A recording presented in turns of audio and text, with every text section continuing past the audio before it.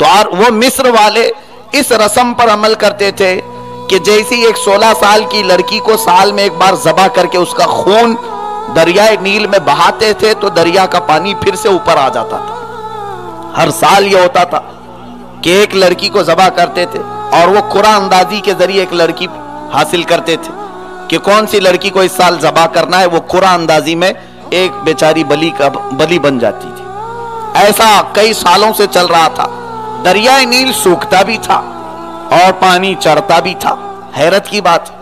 لوگ یہاں سوال کر سکتے ہیں آپ کہہ رہے ہیں یہ رسم اگر غلط ہے تو وہ دریا کیوں سوکھتا اور چڑھتا تھا؟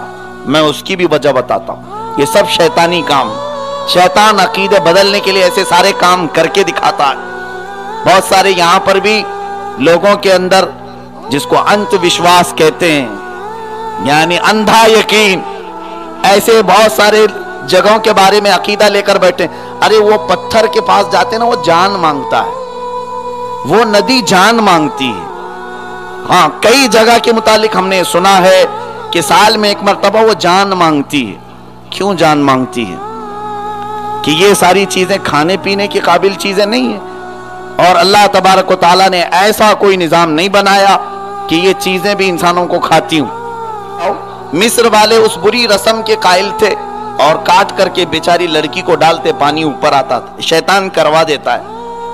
تو حضرت عمرو بن عاص رضی اللہ تعالیٰ عنہ یہ وہاں کے گورنر بنائے گئے. مصر فتح ہونے کے بعد انہوں نے لیٹر لکھ کر کے بھیجا حضرت عمر فاروق کو اور پوچھا کیا کرنا چاہیے. دریائے نیل سوکھ جاتا ہے اور یہاں ایک رسم ہے اور میں نے خود اپنی آنکھوں سے دیکھا دریا سوکھا ہوا ہے اور لڑکی کا خون ڈالنے کے بعد پانی اوپر آ رہا ہے. کیا کرنا چاہیے؟ حضرت عمر نے کیا کیا؟ کہا کہ یہ تو غلط رسم ہے، اسلام میں ہو ہی نہیں سکتی.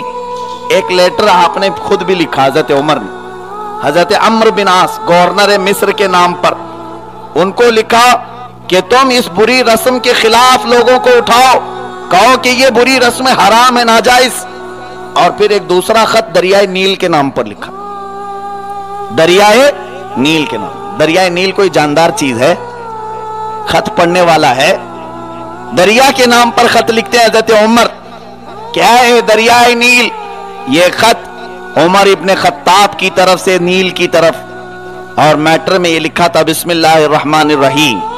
اے دریائے نیل اگر تو اپنی مرضی سے بہتا ہے تو تیرے پانی کی ہمیں کوئی ضرورت نہیں، اور اگر اللہ کے حکم سے بہتا ہے تو اللہ کا بندہ اور رسول کا خلیفہ حکم دیتا ہے بہ جا. بس اتنا ہی لکھا اور بھیجا. ایک خط حضرت عمرو بن عاص کو گورنر کے نام اور دوسرا خط دریائے نیل کے نام، اور یہ کہہ کر کے بھیجا یہ نیل کا جو خط ہے وہ نیل میں ڈال دینا. جب یہ دونوں خط پہنچے حضرت عمرو بن عاص اپنا خط پڑھ کر کے دریائے نیل کا جو خط ہے وہ لے کر کے آئے اور دریائے نیل کو مخاطب کر کے کہا اے دریائے نیل تجھے خط آیا ہے عمر فاروق کا، امیر المومنین کا خط آیا ہے. یہ کہہ کر کے دریا میں ڈالا ہی تھا کہ 16 گز اوپر پانی آ گیا. 16 گز پانی اوپر چڑھ گیا.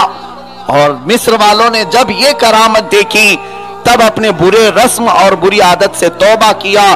یہ رسول پاک صلی اللہ علیہ وسلم کے غلام ہیں جن کے اندر یہ قوت و طاقت ہے الحمدللہ، جس کو سچ کہا ہے دشت تو دشت ہے دریا بھی نہ چھوڑے ہم نے، بہرے ظلمات میں دوڑا دیے گھوڑے ہم نے. یہاں پر رسول پاک کے غلاموں کے لیے کائنات کی کوئی چیز معنی نہیں رکھتی، اس لیے کہ ان کا عقیدہ ہے جو نبی کا ہو جائے گا کائنات پوری اس کی